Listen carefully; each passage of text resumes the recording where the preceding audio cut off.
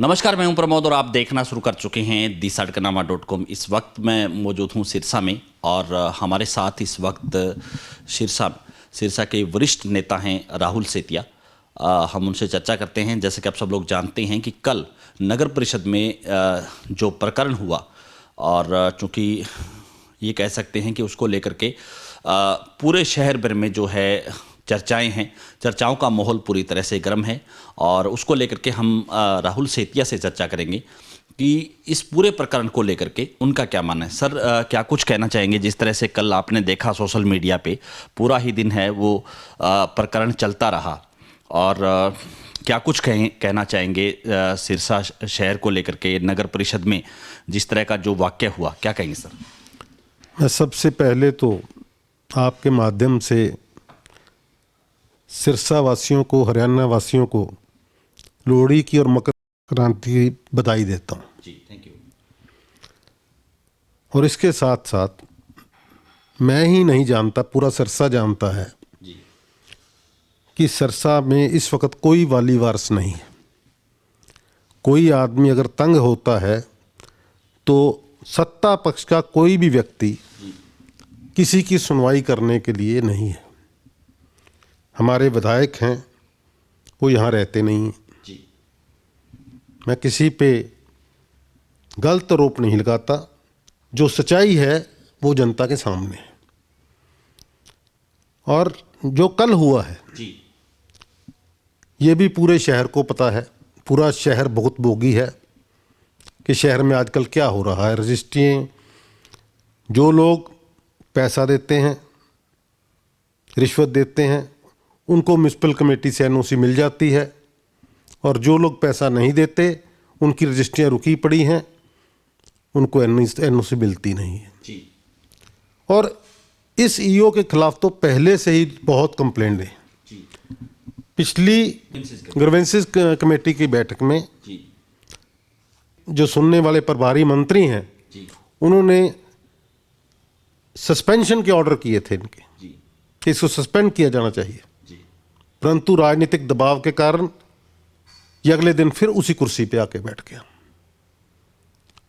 ये प्रश्न चिन्ह है। सरकार का मंत्री, ग्रीवेंसेस कमेटी का प्रेसिडेंट के ऑर्डर हों जी, और वो फैसला कैसे बदला, सबसे पहले तो इस बात की इंक्वायरी होनी चाहिए जी, कि इसके पीछे क्या बात थी, क्या भ्रष्टाचार हुआ, क्या दबाव पड़ा और वो फैसला कैसे बदला। जहाँ तक कल की बात है, कल जो व्यक्ति ने पैसे दिए उसने गोकुल सेतिया को फ़ोन किया कि मैंने पैसे दे दिए, जी, उसने ले लिए हैं पैसे। ये वहाँ पहुँचे, उनके सबके सामने जो पैसे उसने लिए उसके नंबर मिलाए गए। जी, अगर एक दोषी व्यक्ति दोषी पाया जाता है तो जो आदमी स्टाफ के, ईओ के कहने पे बाहर नारे लगा रहे हैं, भद्दे शब्द बोल रहे हैं, वो क्यों हुआ? जी, उन लोगों ने ऐसा क्यों किया? इसका मतलब कोई भी व्यक्ति जाए और वो पैसा ना दे तो उसके ये लोग गल पड़ेंगे, आके प्रेशर बढ़ाएंगे स्ट्राइक करके कि उनको खुली छूट दी जाए करप्शन की। ये एक बहुत बड़ा प्रश्न चिन्ह लग गया है। जी, अगर इसी तरह से पैसे की वसूली होती रही, इतने लंबे समय से ये ईओ है, इसकी जांच होनी चाहिए विजिलेंस की, और मैं तो कहता हूँ सीबीआई की जांच होनी चाहिए। जी, इसने करोड़ों रुपया डकारा है सरसा में और आज सरसा का हर व्यक्ति इतना दुखी और परेशान है। किसी आदमी ने अपनी एक ज़मीन है वो बेचनी है, उसका शादी रखी हुई है बेटी की, या बेटे की शादी रखी, या कोई और ज़रूरत है, या कोई बीमार है, उसको रजिस्ट्री के लिए, इनकी एनओसी के लिए मुंह मांगे रुपए देने पड़े। ये बगैर राजनीतिक संरक्षण के नहीं हो सकता। और एक व्यक्ति जो ग्रीवेंसेस कमेटी का, जिसको सस्पेंड करने का ऑर्डर हुआ है, उसको अगले दिन ही उस सीट पे बैठना, ये दर्शाता है कि इसके पीछे बहुत बड़ी राजनीतिक साजिश है। जो लोग इसको संरक्षण देते हैं, वो लोग इसको संरक्षण देते हैं जो लोग चुनाव में खुले रूप से पैसे बांटते हैं और बाद में सरसा को लुटवाते हैं और बीच में से अपना हिस्सा लेते हैं। नहीं तो कोई व्यक्ति, कोई ऑफिसर की इतनी हिम्मत नहीं है कि खुले रूप से इस तरह से वो सिरसा को लूटे। आज सिरसा का कोई वाली वारस नहीं है और जनता देख रही है। बाकी ये कहते हैं कि राहुल से गोकुल सेतिया पे केस रजिस्टर करना है, बिल्कुल अगर है दोषी तो रजिस्टर करें, हमें कोई दिक्कत नहीं है। और मैं एक चीज़ कहता हूँ कि अगर सिरसा की जनता के लिए एक के बजाय हमें 10 केस भी हमारे पर रजिस्टर करें, हमें कोई चिंता नहीं है।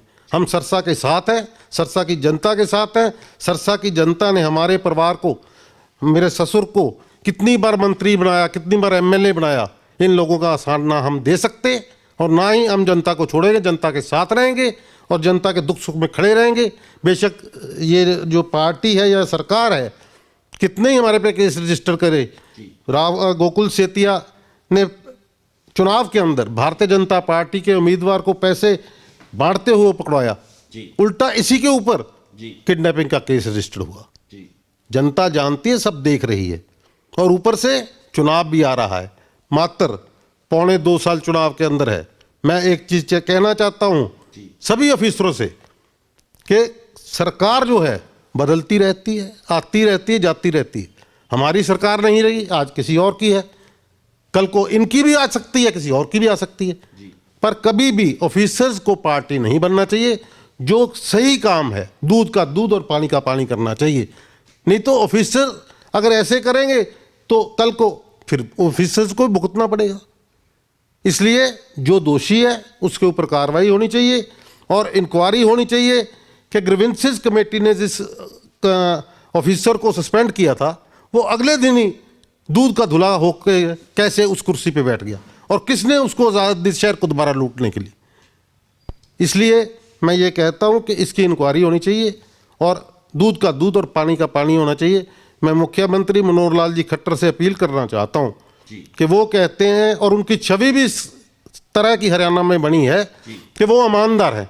अगर ईमानदार हैं तो इस बात की पूरी जांच होनी चाहिए कि ये ऑफिसर सिरसा में सस्पेंड होने के बावजूद भी दोबारा उसी कुर्सी पे अगले दिन ही कैसे बैठा और कौन आदमी इसको जो है ये रिश्वत लेने के लिए संरक्षण देता है, यहाँ बैठकर लोगों को लूटने के लिए संरक्षण देता है।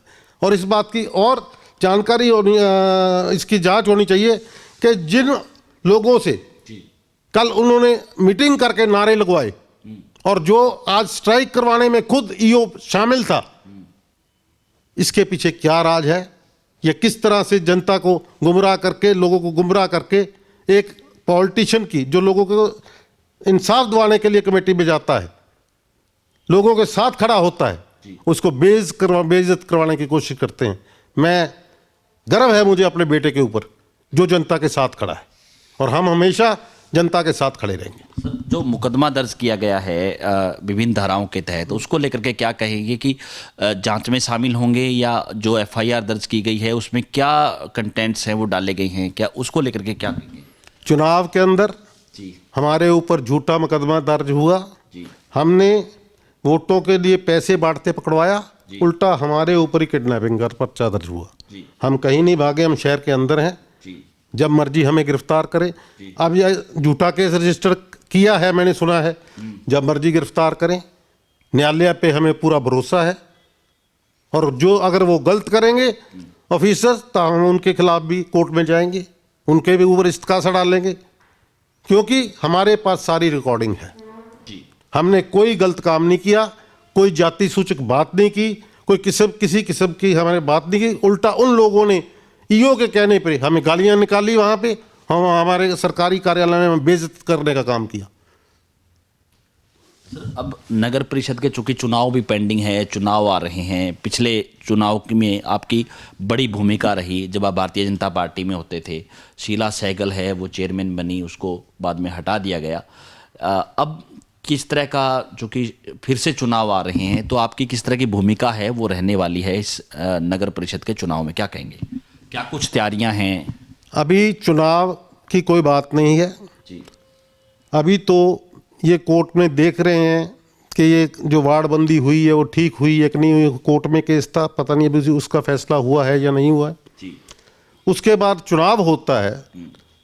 एक बार क्या, पिछली बार शीला सहगल जी थी, उसके पहले भी हमारे बहुत अध्यक्ष रहे, सुखविंदर कौर गिल रही, ओम प्रकाश सेठी रहे, जी बहुत पवन डिंग वाला रहे, जी हमेशा ही हमारे तकरीबन हमेशा ही हमारे अध्यक्ष रहे हैं जी और बहुत शहर की सेवा की है। जी और ये जो सरसा का विकास आपको नज़र आ रहा है, ये सारा हमारे राज की देन है।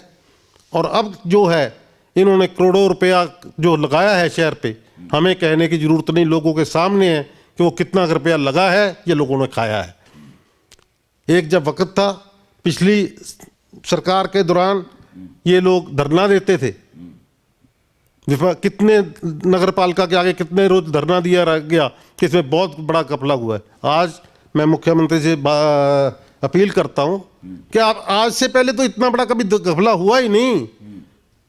और घपला तो क्या, एक आदमी को सस्पेंड करते हैं वो को, और अगले दिन वो गद्दी पे बैठा मिलता है, सीट पे बैठा मिलता है विदाउट इंक्वायरी।